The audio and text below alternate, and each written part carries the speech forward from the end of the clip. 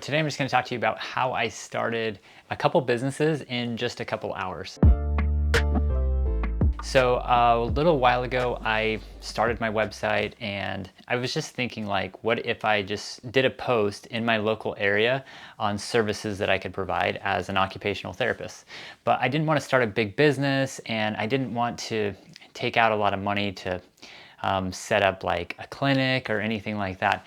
I just wanted to do like something simple that I could do without trying to get Medicare reimbursement. And at the time I started taking some courses on ergonomics, and I had probably taken about 3 different courses, and I just started to feel like comfortable doing ergonomics. And if you want to learn more about ergonomics, I have a course that you can check out. I'll put the video right there. I'll also put it in the link below. And what I did is I just made one quick blog post and I wrote about services that I could provide in my local area. That was a simple way of just starting an ergonomics business without doing anything. I didn't make like click here to pay or anything like that. I just said, here are my services. If you're interested, contact my email. And then after about 3 months, I received my first client. And after another couple months, I received another client. So it wasn't like crazy busy right at the get-go, but I was the only ergonomics specialist in my area. So it was just a simple way to just start a business without having any upfront costs whatsoever.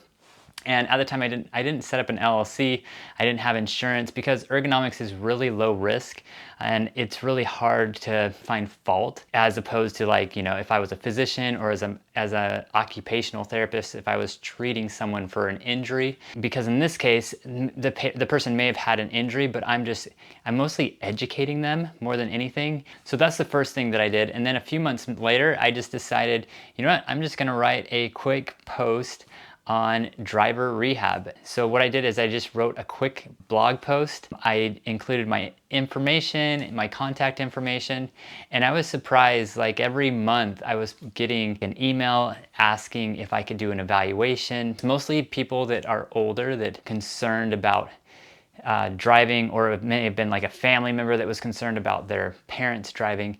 And so it was just a simple, easy blog post that helped my name to get out there. And I didn't have a whole lot of experience doing this when I started it.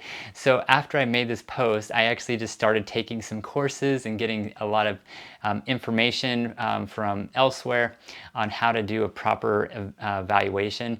And I wasn't comfortable installing like all the equipment in my car. And in fact, I was only taking evaluations for older adults. I wasn't taking any evaluations for spinal cord injuries or people that may have to use like adaptive equipment in the car. So it just kind of was a simple way to kind of get started in the field. And then I've kind of just been like, you know, down the road, if I do start to feel comfortable getting adaptive equipment, getting like a secondary brake in my car and teaching all that adaptive equipment, I can. But I just thought this is a simple way to get started in my local area and start working as an occupational therapist in a completely different field. Because first of all, as a driver rehab specialist, you don't have to be an occupational therapist. And as an ergonomist, you don't have to be an occupational therapist. So while my website may say that I am, it doesn't matter, because you don't have to be certified as an occupational therapist to work in those fields. So there's like my story of just like 2 fields that you can work in your local area and just get started in helping people out in your community. So that's just a simple way to get started. If you're looking to do something else, if you want to transition to something different like driver rehab or ergonomics, or maybe you want to start your own clinic, or maybe you want to do like a side business or home health business. And the problem with home health and starting an OT practice is, but I didn't want to get involved with Medicare and go through all that.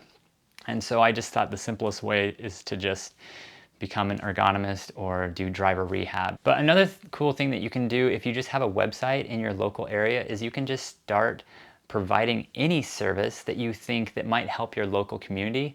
I mean, you may offer to provide like adult daycare services where you can provide activities for adults. And this could be at like a a skilled nursing facility, an assisted living facility, and there's a lot of people that are willing to just hire people to kind of start doing that. You could offer services to be a liaison of some sort for like a rehab facility. There's so many different things that you can do in your local community, and all you have to do is just put your name out there and write a simple blog post, because a lot of people may, just do a Google search of occupational therapists in their city. And if your name comes at the top, or if you have a unique service, it's going to be at the very top, because there's not a lot of people that are doing ergonomics, driver rehab, unless you live in a really big city. And even if there is, there's probably like one or two people. And if you can provide like a few other blog posts in your local area, you can kind of get your name to the top of Google pretty easily. You don't have to do that much. You just need to kind of build up your website just a little bit, and you'll be able to get a lot more traffic to your website. And I know it can be like stressful starting a new business. I'm actually working on a course right now to help OTs get started in learning how to build their own course and build their own business. So if you're interested in that, you should check out my website and subscribe to my email letter, because that's something I'm going to talk about later on. And starting a business isn't really that hard. All you have to do is just put yourself out there. Now, some cities, some counties may have requirements to have like to have a business license to be able to operate in that area, but they're really flexible on this. I worked in Las Vegas for a number of years, and I never registered my business with the actual city, so I never had like a city license.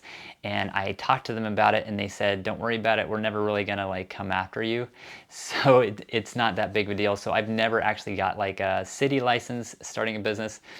But the one thing that I would get is, if you are serious about getting started in a business, and it is like maybe there is a little bit of risk involved, is I would just get an LLC, and that's just a simple way to protect you as an employer, or if you're employing yourself, because that way if somebody ever comes after you or tries to sue you, they're going to sue the LLC rather than you as individually. So that's kind of how I set up things at first. I usually just employ myself. I tell the IRS that I'm self-employed, and then once I start to get more clients and build the business up a little bit more, I go ahead and get an LLC, so I'm a little bit more protected. And I know that's not for everyone. A lot of people prefer to get an LLC first, but I guess I do things a little bit differently. But yeah, it was as simple as that. It was as simple as writing 2 blog posts that really just took me a couple hours, and I was able to get started in like offering these services in my local community. And I'll tell you, I actually did one other business too. And the reason I didn't mention it earlier is because I haven't had any clients yet, but I did start another business where I provide cognitive evaluations. And I'm just in my local area, there's a lot of people that are older. There's a lot of people here that have dementia, and if you live in any big city, you're going to have this population of people, right? And what I'm doing is I'm just offering cognition testing services, where I will go into someone's home, or I'll call them up on the phone. I'll do like a teleconference, video conferencing, Zoom call with them to see if they have any of these cognitive deficits.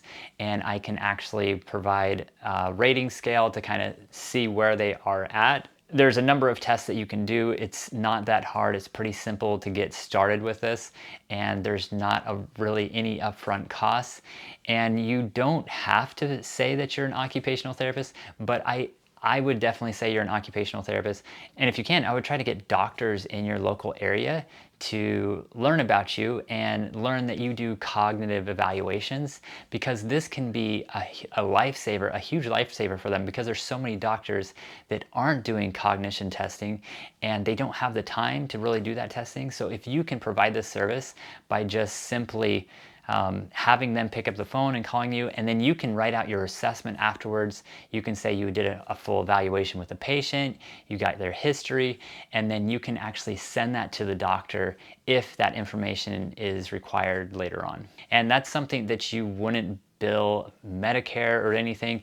I think that you probably can bill Medicare, but this is just a simple service that you can offer in your local area or your local community. And you're not diagnosing them or anything like that. You're just doing an assessment and you're giving them a score based off of that assessment, and you're providing that evaluation to either the patient or the patient and their doctor. And that can kind of help the doctor know if they need to take their license away, if they need additional support at home. And the nice thing is, if you're doing that, but you're also doing driver rehab evaluations, you can use that and say there is cognitive decline, and then you could do follow-up visits for driver rehab to see if the person is safe to drive.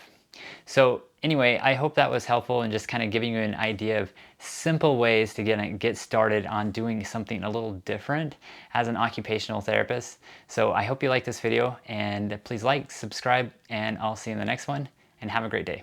Thanks.